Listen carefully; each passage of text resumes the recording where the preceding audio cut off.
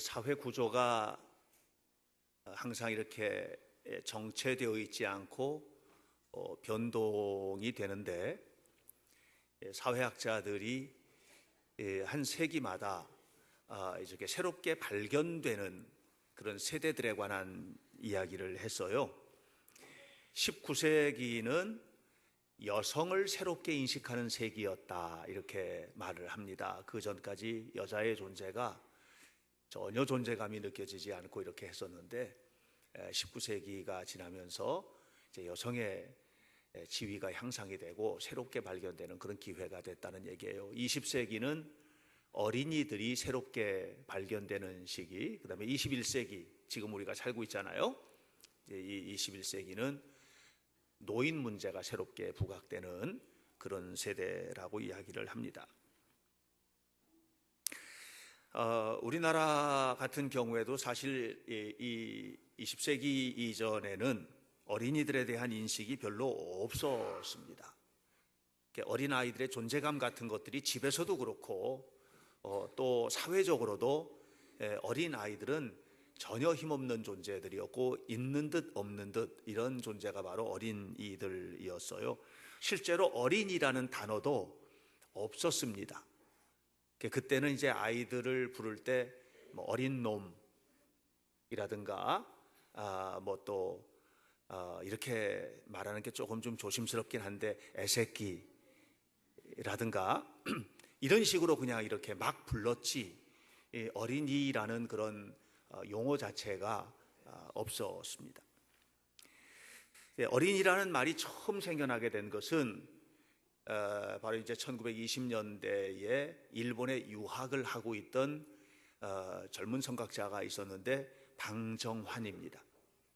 이 방정환이 일본에서 유학을 하고 있다가 이제 귀국을 해 들어왔는데, 와서 보니까 우리나라의 이 어린 아이들에 대한 인식이 너무 안 돼 있는 것을 알고 이 방정환 선생이 어린이 운동을 시작을 합니다.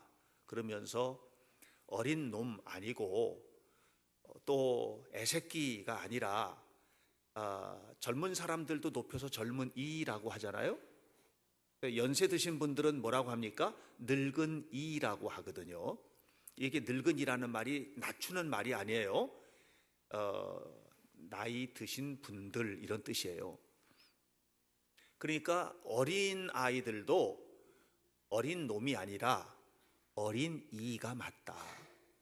그래서 이 어린이라는 말을 사용하기 시작하고 1923년 5월 달에 어린이라는 어린이라고 하는 제목으로 아이들 잡지를 발간을 합니다. 그리고 색동회라는 단체를 만들어서 어린 아이들을 위한 권익을 위해서 일을 하기 시작하죠. 뿐만 아니라 1922년 5월 1일 날 재창을 하고 이제 23년 5월 1일 날 최초로 시작을 했던 것이 어린이날을 만들어서 어린이날 행사를 시작을 했는데, 일제가 이걸 막았어요. 일제가 이 어린이날 행사라든가 이런 것들이 민족의식을 고취시키고 한다 해가지고 이거를 철저하게 못하게 막아가지고 그게 폐지가 됩니다. 폐지가 됐다가 해방 후에 다시 이것이 5월 달에 이제 이 행사가 시작이 되면서 첫 번째 5월 달에 어린이날 행사가 됐는데, 그게 5월 달 첫 번째 일요일, 주일이 5일이었어요. 그래서 그날 5월 5일 날 첫 번째 어린이날 행사를 해방 후에 하게 되고, 그리고 난 다음부터는 첫 번째 했던 그 날을 그냥 계속 이어받아서 5월 5일이 어린이날이 된 겁니다. 오늘 저희는 이제 어린이 주일을 지키고 있고, 이 어린이 주일을 지키면서 그냥 이 어린이 주일이 또는 어린이날 어제 우리가 다 보냈지만 이것이 이제 선물이나 주고받는 이런 행사가 아니라 어린이가 누구인지, 또 부모는 어른 세대는 어린 세대를 어떻게 어떤 눈으로 봐야 할지, 이런 것들을 좀 함께 생각하는 기회가 되었으면 좋겠어요. 성경에는 어린이에 관한 이야기들이 종종 등장을 합니다. 특별히 예수님께서 그 오병이어 벌판에서 사람들과 함께 모여가지고 말씀을 전하실 때 오후가 지나고 사람들이 배고파지기 시작하자 예수님께서 말씀을 하시죠. 이 사람들에게 먹을 것을 좀 줘야 되겠다. 이렇게 했을 때 아무도 생각하지 못하고 있는 일을 어린 아이 하나가 하지요. 떡 5덩어리, 물고기 2마리, 자기 도시락으로 싸온 것을 예수님에게 맡겨드려요. 그리고 이 어린 아이가 헌신한 떡 5덩어리, 물고기 2마리가 5,000명이 넘는 사람들을 먹이는 소중한 재료가 됩니다. 어린 아이들도 하나님의 일에 쓰임 받는 거예요. 다윗이 어린 소년의 시절에 골리앗을 무찌른 일은 우리에게 너무나 잘 알려져 있어요. 어린 아이들도 하나님께서 쓰십니다. 뿐만 아니라 다니엘서를 보면 어린 소년들이 바벨론에 이제 제1차 포로 때 바벨론에 끌려가게 되는데, 이렇게 바벨론에 끌려갔던 그 어린이들 중에서 다니엘이라는 소년이 있었고, 또 사드락 메삭 아벳느고라는 소년들이 있었는데, 이 소년들이 너무 영특하고 똑똑해서 뽑혀가지고 왕궁에서 왕의 교육을 받아서 왕궁에서 쓰임받는 그런 아이들로 세우기 위한 교육 프로그램에 초청이 됩니다. 이때 이 네 소년이 무엇을 하느냐 하면, 우리는 오직 왕궁에서 왕의 교육을 받을지라도 이 나라의 법도와 규칙은 지키겠지만 그것이 하나님의 말씀에 위배되는 것이라면 철저히 거부합니다. 오직 하나님의 말씀대로만 저희는 살 겁니다 라고 이야기했습니다. 다시 말하면 어린 소년이지만 이 어린 아이들이 신앙의 주체로, 다시 말하면 자기 신앙을 스스로가 자각하고 하나님 앞에서 신앙의 표현을 하고 있는 거예요. 그러니까 어린 아이들도 이렇게 하나님의 일에 쓰임받거나 또 스스로가 자기의 신앙 고백에 의해서 삶을 고백하거나 아니면 하나님의 일꾼으로서 이 사역에 참여하는 이야기들이 성경에는 계속해서 등장을 합니다. 그런가 하면 헤롯에게는 한 딸이 있었는데 그 딸의 이름은 헤로디아라는 딸입니다. 이 헤로디아가 아버지의 생일날, 다시 말해 헤롯 왕의 생일날 아버지 앞에서 춤을 추죠. 너무 춤을 예쁘게 잘 추니까 아버지가 그 아이에게 말합니다. 얘야, 내가 너에게 뭘 해주면 좋겠니? 내가 원하는 건 다 줄게. 예쁜 내 딸, 뭐 이랬겠지요. 그럼 이제 우리 아이들 같으면 뭐라고 그랬겠어요? 뭐 인형 사주세요. 조립하는 거 뭐 사주세요. 아니면 뭐 스마트폰 애플로 바꿔주세요. 뭐 한다든가 뭐 이런 얘기를 할 거 아니겠어요? 근데 이 아이는 전혀 다른 걸 요청했어요. 세례 요한의 목을 베어서 쟁반에 담아서 나에게 달라고 그럽니다. 이것이 바로 어린 여자아이 입에서 나온 말이에요. 여러분, 결국은 이 헤로디아와 같은 고백이나 아니면 다니엘이나 그의 친구들과 같은 고백이나 아니면 다른 다윗의 이야기든지 아니면 오병이어 들판에서의 어린 아이의 이 착한 행동이라든가 이런 것들은 어느 날 갑자기 감동에 의해서 즉흥적으로 나온 것이 아니고 그 배후에는 성장 과정의 가정의 배경과 또 끊임없이 어른들로부터 또는 부모로부터 자극을 받고 교훈을 받았던 이런 내용들이 그 속에 다 담겨져 있는 거예요. 그러니까 결국은 이 아이들의 이 고백은 그 아이들의 것이 아니고 그들의 부모들의 것이며 그 가정의 것이며 그 가정의 분위기의 것이다 라고 하는 것을 우리가 알아야만 합니다. 그러므로 여러분, 우리가 자녀 교육을 잘 해야 합니다. 건강한 자녀 교육을 통해서 이 교회와 이 민족과 우리 가정이 하나님 앞에 온전히 세워진다는 사실을 기억하고 하나님 앞에서 오늘 우리 이 어린이 주일에 우리 자녀 교육을 다시 한번 생각하고 또 깨닫고 회개하고 결심하는 은혜로운 시간이 되시기를 축복합니다. 우리가 늘 하는 이야기 중에서 이런 말이 있잖아요. 어린이는 뭐의 주인공? 내일의 주인공. 그런 말 하지, 그죠? 어린이는 내일의 주인공이라는 얘기를 합니다. 그러나 성경은 한 번도 그런 말을 한 적이 없습니다. 어린아이는 내일의 주인공이 아니고 오늘의 주인공이라는 거예요. 오늘의 주인공. 여러분, 다니엘이 쓰임받았던 것은 먼 옛날 쓰임받은 것이 아니고 그 어린 시절의 왕의 교육의 현장에서도 하나님의 자녀로 쓰임받은 거예요. 오늘의 주인공이에요.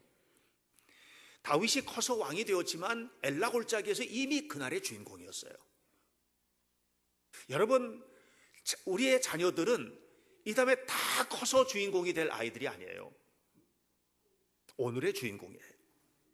그래서 예수님이 말씀하셨어요. 마태복음 18장 2절에서 너희가 돌이켜 어린 아이와 같이 되지 아니하면 결단코 천국에 들어가지 못하리라 그랬습니다. 이 말이 무슨 말입니까? 어린 아이도 신앙의 주체다 이 얘기예요. 그러니까 우리 한 사람 한 사람이 아이들을 바라볼 때에 너가 잘 커서 이 나라를 책임져야지 이게 아니고 지금부터 책임지는 거예요. 이 다음에 커서 교회를 책임져야지 아니고 지금부터 이 아이들은 교회의 신앙의 주체로서 사명을 감당하는 그런 아이들인 거예요. 근데 사실 그렇지 못하지 않습니까? 교회에서든지 가정에서든지 저희 교회가 이 아이들을 신앙의 주체로 세우기 위한 여러 가지 일들을 합니다.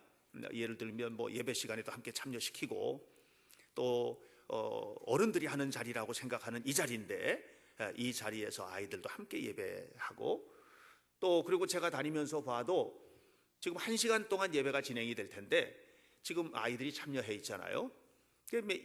이렇게 잘 참여하는 아이들이 드물어요. 그러니까 이런 것들이 이미 주체로서 신앙의 자리에 하나님 앞에 서 있는 것이라는 것을 우리가 알아야만 합니다. 그런데 그렇게 되지 못하는 이유는 뭐냐 하면 부모가 잘 못 키우고 있기 때문에 그래요. 여러분, 이런 말이 있어요. 자식은 정면에서 배우지 않고 뒤를 보고 배운다는 말이 있어요.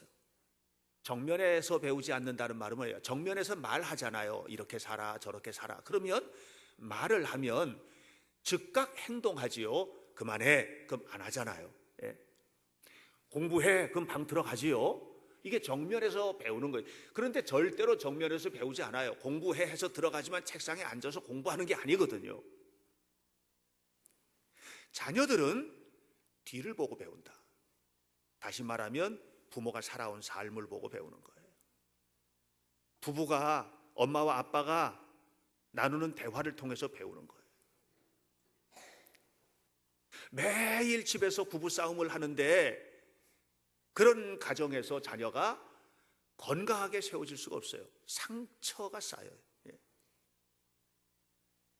여러분, 이 부모가 잘못된 행동을 할 때, 다시 말하면 말과 행동이 다를 때 아이들이 거기에 대해서 부모를 비난하거나 이렇게 하지는 못하지만 가슴속에 평가를 다 내립니다. 그러니까 평가를 내리고 이것이 차곡차곡 가슴에 쌓이는 거예요. 그리고 나서 나중에 어느 순간이 되면 절대로 부모 말을 듣지 않는 쪽으로 결정을 해버립니다. 그러니까 폭발하는 거예요. 폭발하는 거예요. 결국은 그렇게 자라는 아이들의 경우에도 선악의 개념이 흔들리고 아빠도 말하는 거하고 행동하고 다른데 그러니까 아이도 이 선악의 개념에 혼란이 오는 거예요. 심지어는 신앙생활에 관해서도 절대로 부모의 뜻대로 움직이지 않는 그런 삶이 이루어지게 되는 것입니다. 결국은 이것은 뭐냐면 부모가 자식에게 물려주는 것이 비단 돈만 물려주는, 재산만 물려주는 게 아니라는 거예요. 여러분, 부모가 열심히 노력해서 자식들에게 재산 물려주기 위해서 애쓰잖아요. 알고 보면 다 그런 것 같아요. 그냥. 그런데 그게 아니에요. 평생 살아오면서 자식에게 뭘 물려줘요? 상처 물려주고, 습관 물려주고, 심지어 말투도 물려주고, 인간관계 대하는 태도도 물려주고, 이게 다 어디서 배우느냐 하면 부모로부터 배우는 것이거든요. 그래서 여러분, 우리가 정말 생각해야 되는 것은 이 아이들이 나중에 자라서 이제 잘 될 거다, 이게 아니고 지금 이 시간 이 순간이 하나님 앞에서 또는 인간으로서 주체라고 하는 사실을 잊어서는 안 돼요. 그래서 때로는 부모가 자식들에게 조금 좀 잘못한 행동을 하면 미안하다는 말도 표현할 수 있어야 된다고 저는 생각합니다. 미안하다. 이 영어로 미안하다는 말이 sorry라는 말이고 sorry. I'm sorry 하잖아요. sorry. 이 sorry라고 하는 말은 그 속에 뭐가 담겼냐면 sorrow라는 말에서 왔는데, 이 sorrow라는 말은 슬프다, 아프다 하는 뜻을 가지고 있어요. 그러니까 이 말은 뭐냐면 너를 아프게 해서 내 마음도 아파, 이 말이거든요. 너를 힘들게 해서 내 마음도 힘들어, 이거거든요. 그러니까 미안하다는 말은 미안, sorry 하고 농담처럼 하는 말이 아닌 거예요. I'm sorry 하고 말을 할 때 이 말 속에는 그 상대방의 아픔이 나에게 고스란히 담겨져 있는 거예요. 이렇게 미안한 마음을 표현한 사람이 어떻게 아이들 앞에서 또 죄를 짓고 또 다른 행동을 하고 그렇게 하겠어요? 자식 양육하는 게 말로만 되는 거라면 너무 쉽지, 그죠? 말로만 해서 다 키워지는 거라면 얼마나 쉬워요. 말 한마디 하면 다 들을 텐데. 근데 아이들은요 절대로 그렇게 안 커요. 그래서 제가 여러분들에게 지난 금요일 날도 요청을 한 거예요. 말로 키우지 말고 기도와 눈물로 키우라고. 말로 키우는 거는요, 말로 야 지금 보세요, 조용히 해, 여기 봐, 그럼 보잖아요. 다 이렇게. 얼마나 쉬워요. 너무 쉬워요. 근데 조금 있다 또 할 거예요. 그런데 이 아이들을 위해서 기도하고 눈물을 흘리고 해서 마음으로 변화되어서 스스로가 느끼는 거는요, 조용히 해 하라고 해서 조용히 하는 게 아니에요. 그게 그 마음의 영혼으로부터 나오는 거예요. 그냥 그게 표현되는 거예요. 그래서 기도와 눈물로 키우는 것이 얼마나 중요한지 말이죠.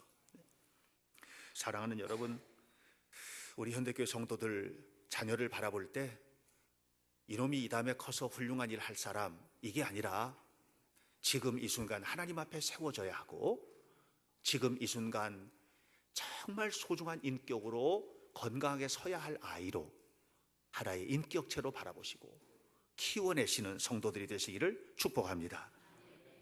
그런데 어떻게 키워야 되느냐? 오늘 성경은 이렇게 얘기해요. 오늘 성경에서 이렇게 말합니다. 한번 같이 읽도록 하겠습니다. 오늘 본문 말씀입니다. 시작. 또 아비들아, 너희 자녀를 노엽게 하지 말고 오직 주의 교훈과 훈계로 양육하라. 오직 주의 교훈과 훈계로 양육하라 그랬어요. 여기에는 두 가지가 있어요. 하나는 뭐가 있냐? 주의라는 말이에요. 주의 교훈과 훈계로 양육하라. 여기서 이 소유권이 주도권이 주의라는 말 속에 있어요. 시편 127편 3절과 4절에서는 말합니다. 자식은 여호와의 주신 기업이요 태의 열매는 하나님이 주신 상급이로다 그랬어요. 이게 무슨 말이냐면 히브리 사람들은 자식이 태어나면 하나님이 주신 선물로 생각을 했어요. 내 새끼, 내 자식, 이게 아니에요. 하나님께서 주신 특별한 선물로 생각을 한 거예요. 오늘 성경에서 바울도 말하는 것입니다. 그래서 이 아이를 키울 때는 주의 교훈과 훈계로 키워야 한다. 이 주의라는 말이 가지고 있는 의미는 무엇인가 하면 더 이상 부모가 당신 생각으로 키워서는 안 된다 얘기예요. 자식을 키울 때 부모가 다 생각 가지고 있잖아요. 내 생각대로 하지 말고 주님의 생각으로 좀 바라봐 줘라. 주님의 생각으로 바라보고 주님의 생각으로 간섭하라. 이런 얘기를 하는 거예요. 여러분, 우리가 진지하게 생각해, 우리가 우리 자식 사랑하는 거 얼마나 사랑해요. 너무 사랑하잖아요, 자녀를. 내 자식이니까. 근데 여러분, 하나님이 더 사랑하세요. 하나님이 그 자식을 위해서 생명까지 주셨어요. 여러분, 내가 내 자녀지만, 여러분 아셔야 돼요. 내 자녀지만 내 자녀와 함께 있는 시간이 많지가 않아요. 그런데 하나님은 지금부터 영원까지 함께 하세요. 그러니까 이게 주의라는 말 속에는 뭐냐면 내가 주도권이 아니고 이 아이의 삶의 주도권이 하나님이 되게 하라, 이 얘기예요. 하나님이 되게 하라. 할렐루야. 예. 그렇게 될 때 이 자녀들이 하나님 앞에서 크게 되는 겁니다. 또 이 주예라는 말 속에 포함되어 있는 또 하나의 의미는 뭐냐면 주님의 교양과 훈계로 양육하는 사람이 누구예요? 하나님이 직접 하세요? 아니요, 내가 하잖아요. 그러니까 우리가 하나님 위치에 서서 하라, 이 얘기. 하나님 위치에 서서 하라. 다시 말하면 하나님 마음 품고 하라는 거예요. 하나님의 마음을 품고 하라. 내 안에 주님이 안 계시면 그렇게 못해요. 그러니까 자식 교육 잘 시키는 부모는 은혜 받아야 돼요. 은혜 받으시기 축원합니다. 말씀이 가득해야 돼요. 성령 충만해야 돼요. 그래야 하나님의 마음을 품고 하는 거예요. 그 마음을 품고. 애들을 매를 때리기도 하잖아요. 저도 아이들 키우면서 매를 때리기도 했어요. 어떨 때는 너무 후회스러운 것도 있어요. 제가 돌이켜보면. 제가 일부 예배 때도 물어봤어요. 매 맞느냐고 그랬더니 도윤이가 자기 매를 많이 맞는다고.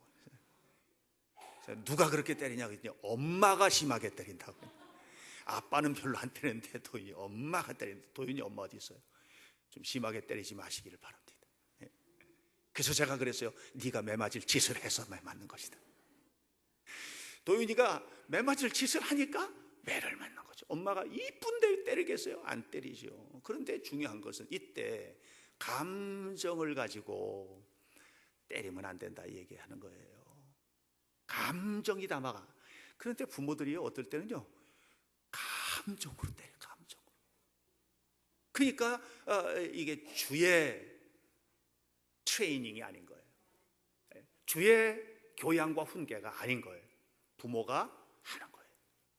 또 때로는 어떤 경우가 있냐면 이런 경우도 있어요. 이런 경우도 내 자식이니까 무조건 용서하는 거예요.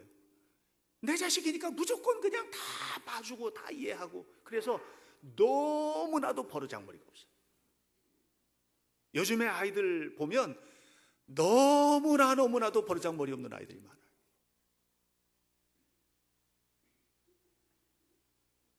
전에 언젠가 식당에를 갔는데 아이가 잘못해가지고, 분명히 아이가 잘못했거든요. 그런데도 거기서 식당에서 서브하는 종업원을 막 야단을 치더라고요. 이런 부모들이 의외로 많아요. 그러니까 매를 들어서 때려도 분명한 것은 성경에도 아이들이 잘못하면 매를 들으라고 그랬어요. 요즘에는 부모님들이 매 잘 안 들잖아요. 도윤이네 엄마 빼놓고. 여러분, 그런데 성경은 매를 들라는 거예요. 잠언에 아이들에게 매를 들기를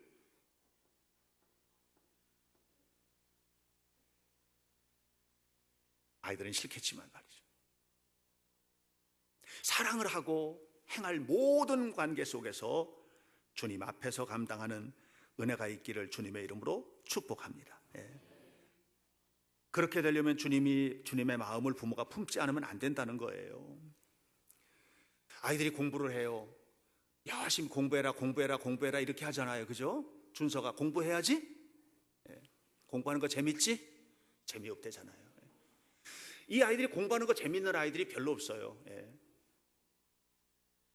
효건이 공부하는 거 재밌지? 재미없대요. 저 아이가 전교에서 1등 하는 아이인데 재미없대요. 여러분, 공부하는 거 재미 별로 없지요. 왜 재미가 없어요?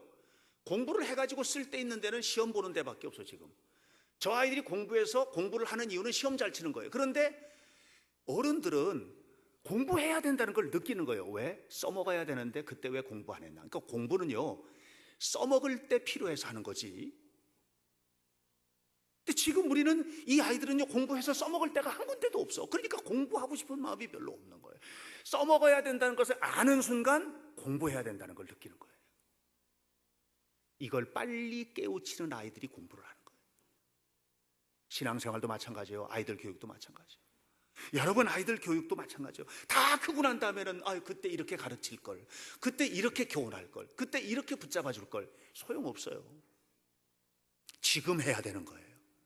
신앙적으로도 지금 해야 되는 거예요. 지금 하지 않으면 안 되는 거예요. 내가 낳았으니까 죽이 되든 밥이 되든 내 새끼 내가 키운다, 아니에요. 주의 교양과 훈계로 양육하는 부모가 되시기를 축복합니다. 또 한 가지, 오늘 성경에 뭐라고 그랬어요? 교양과 훈계로 양육하라 그랬어요. 교양과 훈계로. 이 교양이라는 파이데이아라는 히라버는 영어로 번역하면 트레이닝이에요. 트레이닝 시키라는 거예요. 트레이닝 시키라는 거예요. 자녀에게 트레이닝을 시키라는 거예요. 훈계라는 누데시아라는 말은 인스트럭션이란 말이에요. 잘 설명해줘라. 이해되게끔 설명해줘라. 억압하지 말고 설명해주라는 거예요. 하라면 하지 하고 눈 부릅뜨지 말고 설명해주라는 거예요. 때로는 훈련을 시켜야 되고 때로는 설명해주고. 그런데 이 모든 것을 어디서 하느냐? 주님 안에서 하라는 거예요. 주님 안에서 하라는 거예요. 여러분, 오늘 우리가 매우 중요한 겁니다. 우리가 아이들 교육하고 열심히 공부하라고 하는 이유가 뭡니까? 그 이유가 하나예요. 성공하라는 거거든요. 근데 아이들이 다 성공하나요? 성공하지 않아요. 여러분, 스데반이 하나님 너무 잘 믿었어요. 그게 어떻게 됐어요? 죽었어요. 돌에 맞아 죽었어요. 여러분, 우리가 아이들을 열심히 공부해가지고 돌에 맞아 죽으라고 공부시키는 사람 어디 있어요? 없어요. 그러나 여러분, 우리가 알아야 돼요. 우리가 교육시키는 이유는, 교회에서든지 그리스도인 부모가 자녀를 교육시키는 이유는 하나님 뜻대로 살라는 거예요. 하나님 뜻대로 살아라. 하나님 뜻대로 살아라. 할렐루야. 하나님 뜻대로 살아라. 그렇게 살라는 거예요. 여기에 그리스도인들, 이 부모의 책임이 있는 거예요. 주의 교양과 주의 훈계로 양육을 해서 어떤 경우에든지 하나님의 뜻대로 살아라. 여러분, 우리가 자녀들이 커서 전부 대통령 되고 전부 장군 되고 전부 다 무슨 뭐 국회의원 되고 전부 다 의사 되고 변호사 되고 아니잖아요. 여기서 중요한 것은 뭐냐면 무엇이 되든 간에 하나님의 뜻대로 살아라. 어떤 사람은 모르겠어요. 어떤 사람은 뭐 공장에서 일할 수도 있겠죠. 어떤 사람은 뭐 운동선수, 어떤 사람은 예능 할 수 있겠죠. 예? 어떤 사람은 일용직 노동자가 될 수도 있겠죠. 그건 아무도 모릅니다, 우리가. 그러나 어떤 경우에든지 중요한 것은 뭐예요? 하나님의 뜻대로 살아라. 이것이 우리의 교육입니다. 그러려면 부모의 훈계 속에 십자가가 서 있어야 되고 우리의 교훈 속에 십자가가 서 있어야 됩니다. 십자가 붙들고 감당하게 되기를 주님의 이름으로 축원합니다. 그렇게 하지 않으면 실패하는 거예요. 어떤 경우에든지 하나님이 함께 하시는 사람으로 키워내시기를 바랍니다. 다윗이 하나님이 기뻐하시는 사람으로 사는 거예요. 어려서부터. 이게 다윗에게 있어서 중요한 거예요. 하나님이 기뻐하시는 사람으로 살았어. 그렇게 살았더니 하나님께서 하나님이 기뻐하는 자리에 세운 거예요. 다윗이 어려서부터 왕이 되려는 목표 가지고 있었던 게 아니에요. 이 아이들이 하나님의 뜻 안에서 살 때에 결과적으로 어디 가서든지 두각을 드러내고 정말 건강한 시민으로 하나님의 자녀로 살게 될 줄로 믿습니다. 우리는 그렇게 키워야 돼요. 디모데후서 3장 15절에 보면 사도 바울이 디모데를 축복하잖아요. 그러면서 뭐라 그래요? 네가 어려서부터 하나님의 말씀에 교훈해서 자랐다 그랬어요. 다윗이 사울 왕과 만나는 장면이 나옵니다. 어린 시절에 한 번에 만나는 장면이 나와요. 사울 왕이 막 정신적으로 혼란이 와가지고 어려울 때 사울 왕의 측근 가운데 한 사람이 사울에게 말합니다. 이세의 아들 가운데 다윗이라는 아들이 있는데 이 아들이 음악을 잘합니다. 이 아들이 용감해서 말도 잘 타고 또 이 아들이 너무나 훌륭한데 용모도 아름답습니다. 참 예쁘게 생겼습니다. 그런데 중요한 것은 그 아이는 여호와께서 함께 해주시는 사람입니다. 그랬습니다. 어려서부터 그런 거예요. 어려서부터. 우리는 우리 아이들을 그렇게 자라도록 세우기를 주의 이름으로 축원합니다. 근데 우리 그렇게 못 세우는 거예요. 예를 들면 이런 거죠. 아이가 학교에 갔는데 선생님한테 전화가 왔는데 뭐라고 왔냐면 오늘 준석이가 학교를 안 왔어요. 그런 거예요. 준석이가 학교를 안 왔어요. 엄마가 생각할 때 우리 준석이가 왜 학교를 안 갔지? 알고 보니까 이 애가 그냥 게임방에 가가지고 PC방에서 김준석이라고 있어. 김준석이. 너 말고 김준석이. 그러니까 엄마가 그냥 막 이놈의 자식 그냥 들어오기만 해봐라. 그런데 이 준석이가 주일학교 선생님한테 전화가 온 거예요. 준석이가 오늘 교회 안 나왔어요. 그럼 뭐라고 그러는 줄 알아요? 많은 얘기를 들었어요. 정말 똑같은 얘기를 제가 많이 들었거든요. 이렇게 말합니다. 애가요 교회 가기를 싫어해요. 애가요 교회 가기를 싫어해요. 그걸로 끝이에요. 그리고서는 너 왜 교회 안 가냐, 너 그렇게 신앙생활해서 되겠냐, 이렇게 하면서 교회 가도록 만들고 부모가 그 손을 잡아서라도 데려다 앉혀놓고, 이런 부모는 별로 보질 못했어요. 이것이 우리 교육의 현실이에요. 그런데 어떻게 하나님 뜻대로 살아요? 그런데 어떻게 하나님의 뜻대로 자라요? 그런데 어떻게 하나님의 은혜 속에서 세워지고 하나님의 영광을 드러낼 수 있어요? 이게 안 되는 거죠. 사랑하는 성도 여러분, 우리 자녀들이 예수님과 만나는 것을 정말 소중하게 생각하는 부모님들이 되시기를 축복합니다. 사랑하는 여러분, 우리 아이들이 주님의 교양과 훈계 안에서 자라나도록 헌신해 주시기를 축복합니다. 사랑하는 여러분, 여러분들이, 부모님들이 주님 안에 거하시기를 바라고 우리의 모든 교양과 훈계 속에 십자가를 세우시기를 바랍니다. 그래서 하나님의 영광을 위하여 일하고 우리 아이들 훌륭하게 키워내는 거룩한 하나님 백성 공동체 현대교회가 되기를 예수님 이름으로 간절히 축원합니다. 기도하겠습니다. 자비하신 아버지 하나님, 하나님의 은혜를 감사합니다. 하나님의 영광을 찬양합니다. 이 시간 아버지 앞에 나와 우리가 함께 예배하면서 살아계신 하나님, 거룩하신 주님의 이름을 찬송하고 높여드립니다. 하나님, 우리를 도와주옵시고 부모된 우리가 자녀 교육에 하나님의 마음을 품고 감당함으로 실패하지 않도록 인도해 주옵시고, 우리의 자녀들은 또한 주님의 교양과 훈계 안에 잘 자라서 이 시대와 역사 속에 주체가 되고 승리자가 되는 은혜로운 자녀들로 세워지도록 인도해 주옵소서.